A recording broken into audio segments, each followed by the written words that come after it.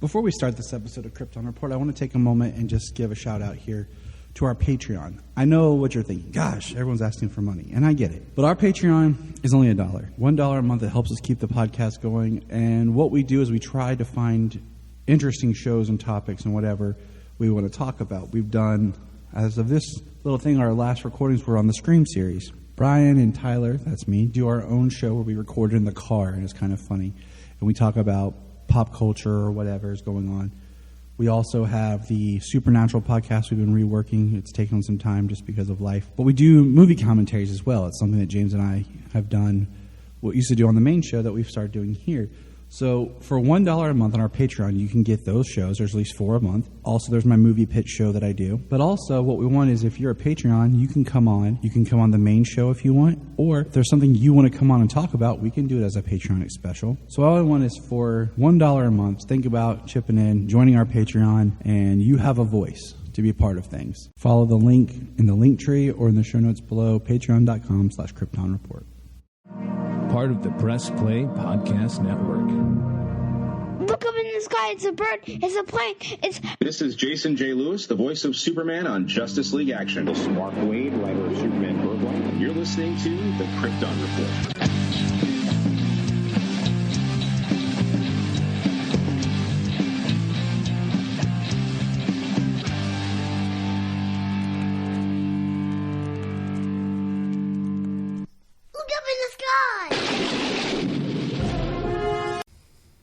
All right, welcome to Flash Week.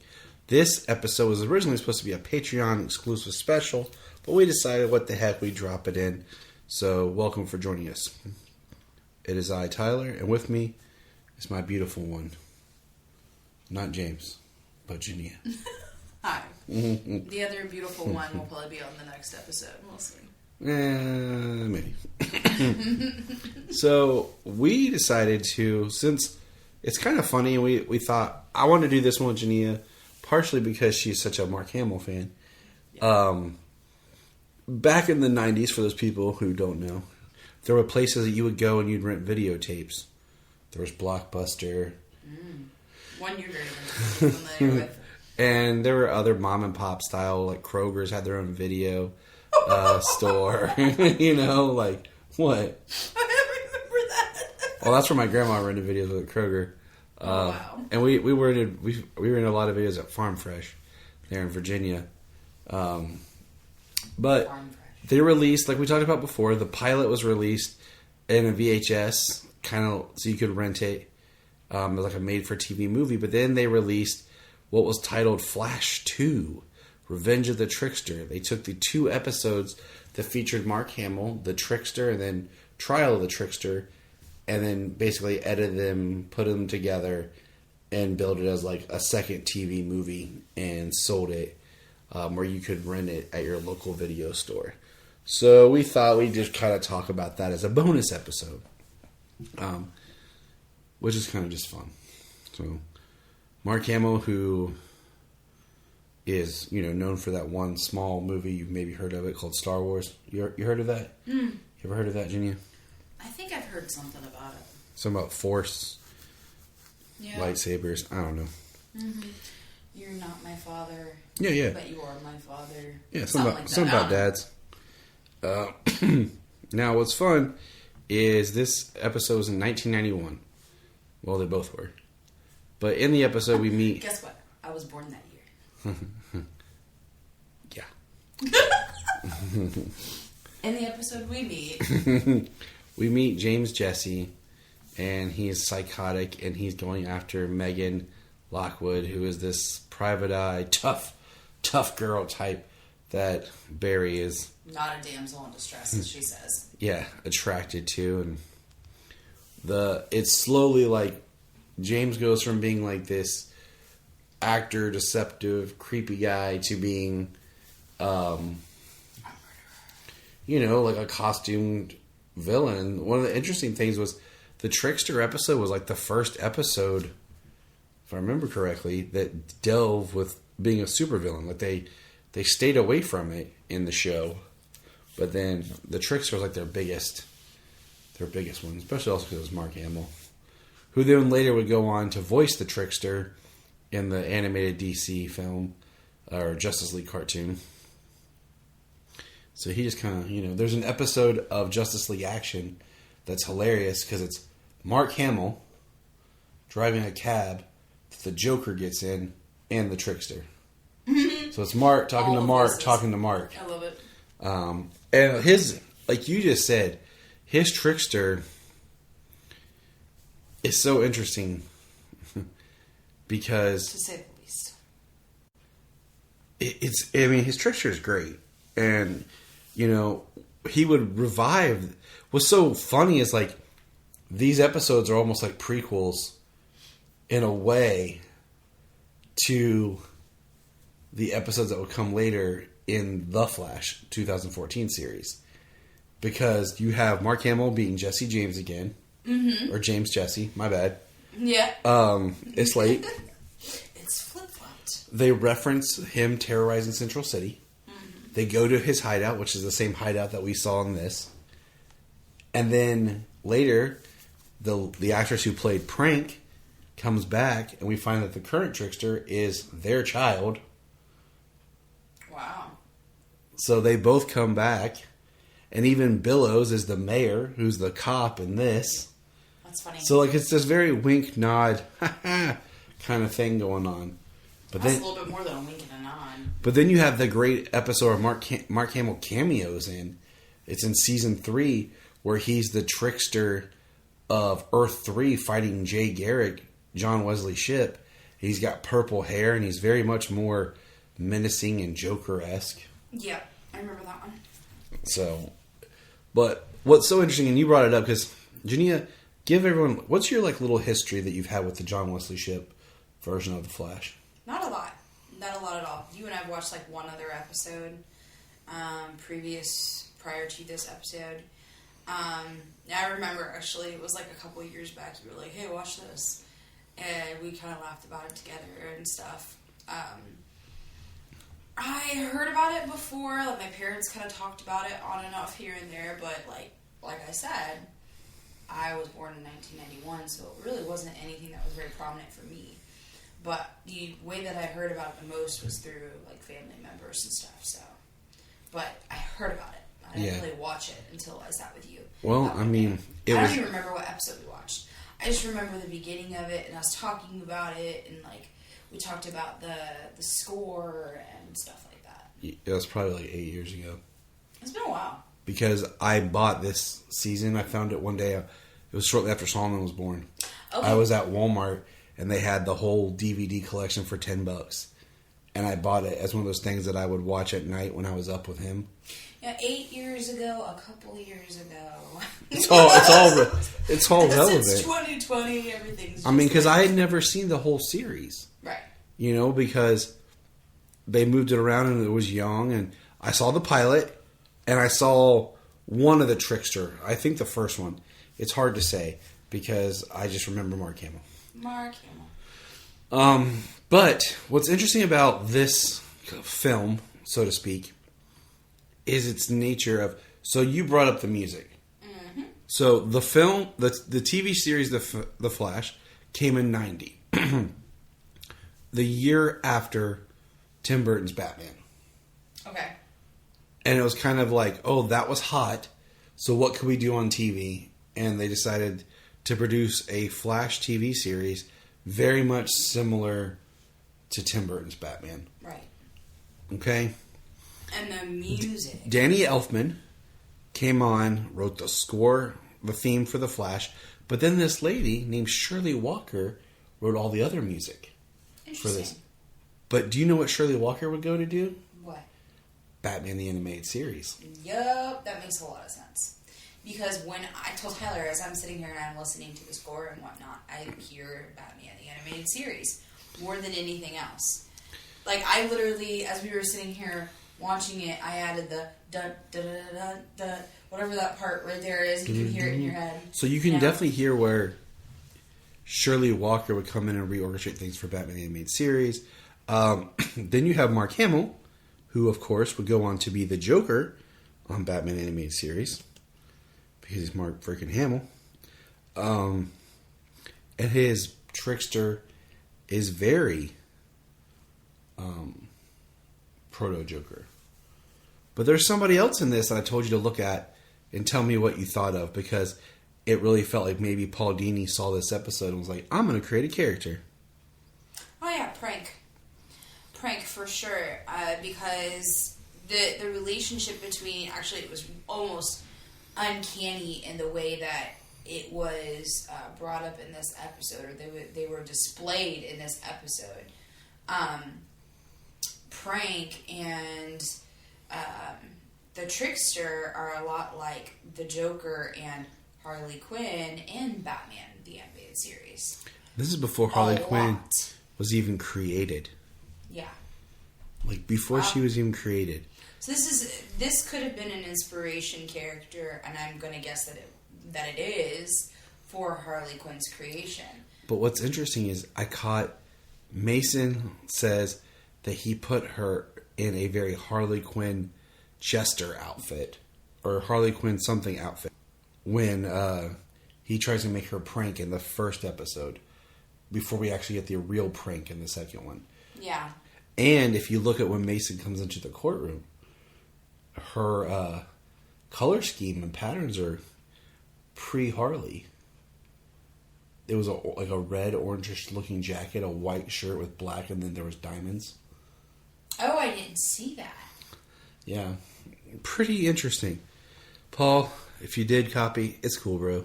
We all need something that inspires us, you know. We all need, as creators, like, there's something that, like, you bounce off of. You're like, oh, hey, that's a cool idea, and then you just create your own version of something. You know, that's just creation in general. But yes, you're right. And I say it's interesting because Mark Hamill was not the first actor cast to voice the Joker. It was Tim Curry. I believe that. And he went in and did some lines, and there's recording out there that's never been released. It's probably that'd be so cool. Of his voice. And all I've ever been able to discover was it was similar to his Pennywise voice. So it would probably have been too creepy in that aspect. Or, and I mean this with the utmost respect, because I really look at Tim Curry as somebody who is extremely talented and I respect as a major talent. But I could see it being something that was even a little too cheesy, you know? Not... Because Mark Hamill... There's a playful menace to it. Well, the reason why he's so entertaining as the Joker is because he goes from these highs and then he goes down into these lows. And the lows, when he goes to the lows, you're like freaking terrified. Because you know that he's like about to do something heinous. Mm-hmm. You know? But then he makes everything playful and fun again. And you just, his voice and his demeanor, even here with the Trickster, we see, like, he is the perfect candidate for that. Because he can play the spectrum. Yes. Easily. And he can play it from, like, if we're talking in the theme of music here, it'd be like jumping from, one octave to, like, 3 octaves down. Like, the dude is just, like, all over the freaking scale. You know? Oh, I totally do. I mean, it's impressive. Like I told you, it's amazing how he's been, the definitive Joker for so long. What else I found? I found this interesting. I didn't realize I was doing some research. So this show is influenced by Batman '89. These 2 episodes, makeshift 1991 movie, influences another director. When this director decides to make a film called Batman Forever and Batman and Robin. So Joel Schumacher was heavily influenced by the Flash Trickster episodes. That makes a lot of sense, especially when you look at Batman and Robin. I read that, and then I'm watching this with you, and I'm like, oh, dear Lord. Like, even some of the stuff, just thinking about how over-the-top Tommy Lee Jones is as Two-Face, and I'm like, oh, wow. Should have just got Mark Hamill to do it. See, that's a whole other episode that we could go into, but, like, not that I don't appreciate Tommy Lee Jones, but it just feels like his character shouldn't have been that out there. Oh, he felt should. like he was so out there. He almost felt like he was trying to be a Joker. Because that's the problem, is everyone saw the Joker and Jack Nicholson decided, oh, that's how you do these type of characters. They didn't really study their character. But yeah, exactly. Anyways. Jack Nicholson? Yeah. Oh. Solomon and I just watched Batman 89 today. I thought you were meaning Tommy Lee Jones. I'm sorry. Yeah, Tommy Lee Jones looked at Jack Nicholson and was like, oh, that's how you act like a comic book character. And just went, okay, we just go over the top and crazy. But, you know, I enjoy this show for what it is. Mm. I do have a fun spot in my, vague childhood collective because I saw a few episodes and it was neat.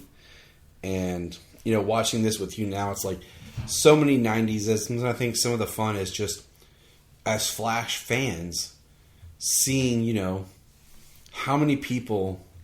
Okay, in this one episode, we have Julio, Barry, Tina, the Trickster, Prank, and the police officer. That's 6 actors in this episode who then reappear in the 2014 Flash series. All playing almost the same character. I have a question for you. Yeah. So one of the things that I noticed in this episode is somebody who's not familiar with the series and whatnot, or even the Flash comics of the time, was it common or was it accurate to Barry's character for him to be somebody who is kind of we'll call him a player? Player. Well, the problem is, and this is something Brian and I talked about, was at the time, Barry Allen's dead. It's all Wally West. It's all early Wally West in the comic. I mean, his suit on here is almost a Wally. It is more Wally West style.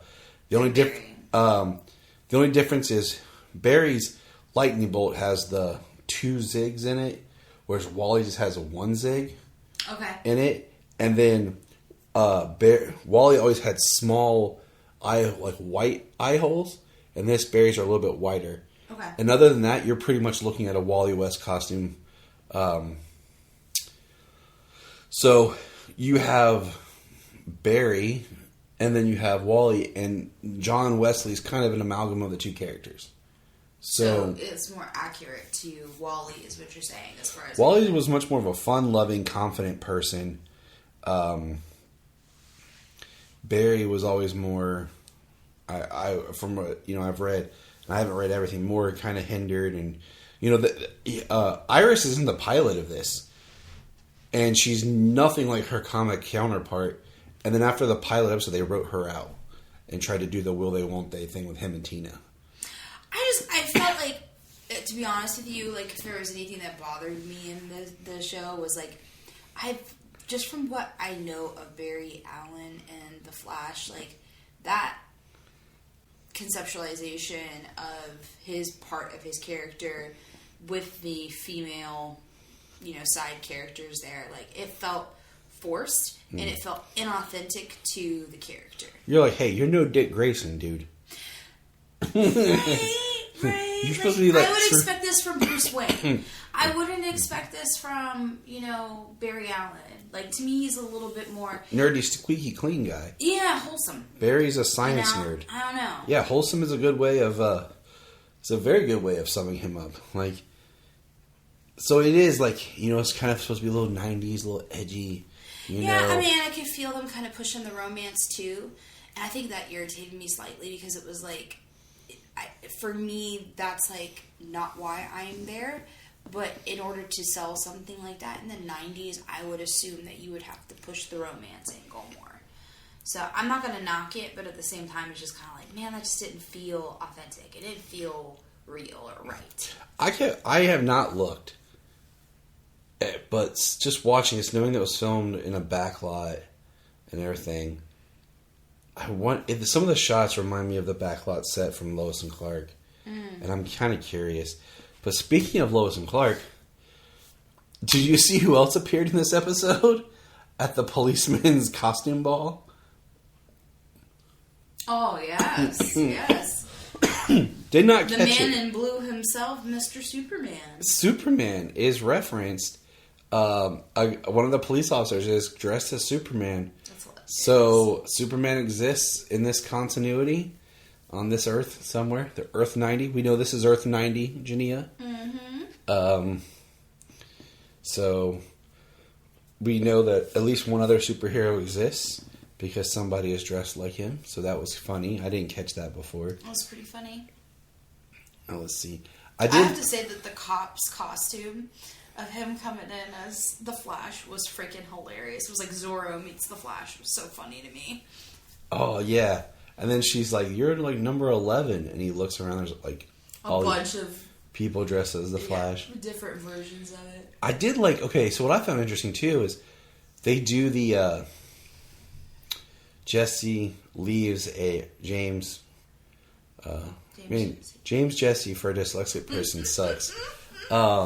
Leaves a bomb, and it has a statue of Mercury, which is a callback to the style of Jay Garrick, but it's exactly how Alex Ross would later draw the Flash, who is Jay Garrick in Kingdom Come. Yep. Where he's just like energy. Yep.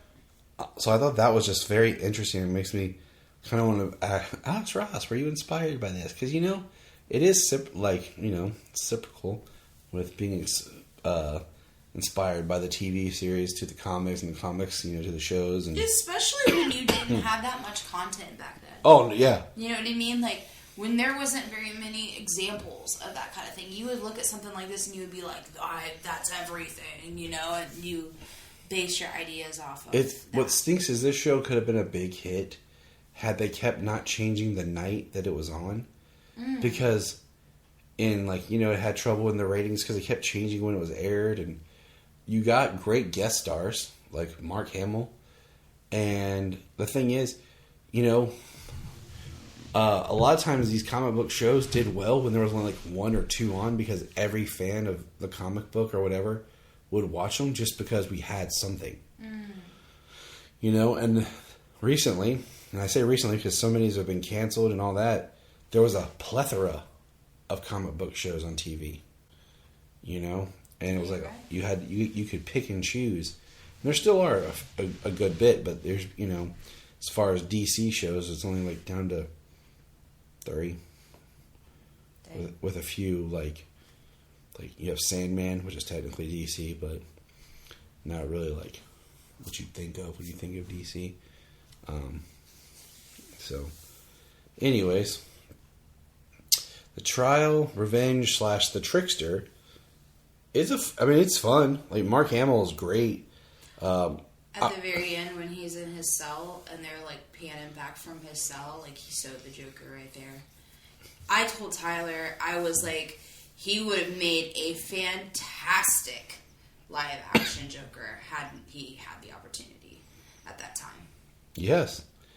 And it's weird because, you did have, everyone's like Jack Nicholson for Joker in '89, and I need to finish reading that book, that other Michael Uslan book that I have. I need to do that as soon as I finish Voices from Krypton, because Mark Hamill wasn't like an unknown dude. He was Luke Skywalker, and you were just coming off Return of the Jedi. Right. It's not like it's like, hey, who's that guy?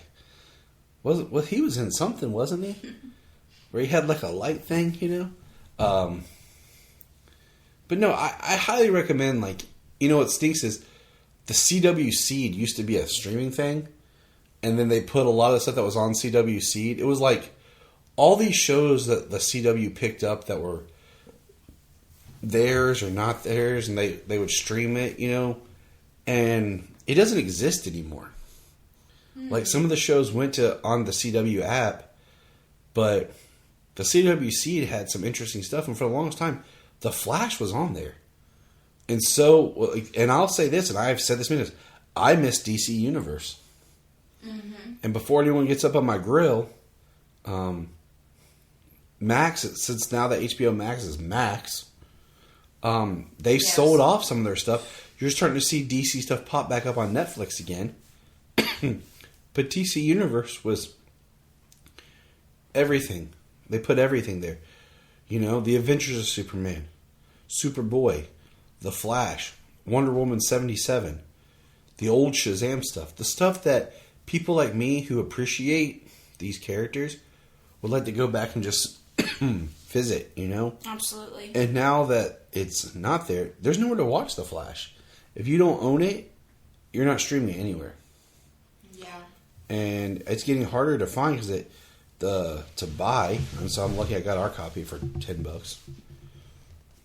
But any other final thoughts, Ju? My love, my sweet thing. I think it's fun. I think it was a fun episode to watch. You can get through some of the romance parts for myself.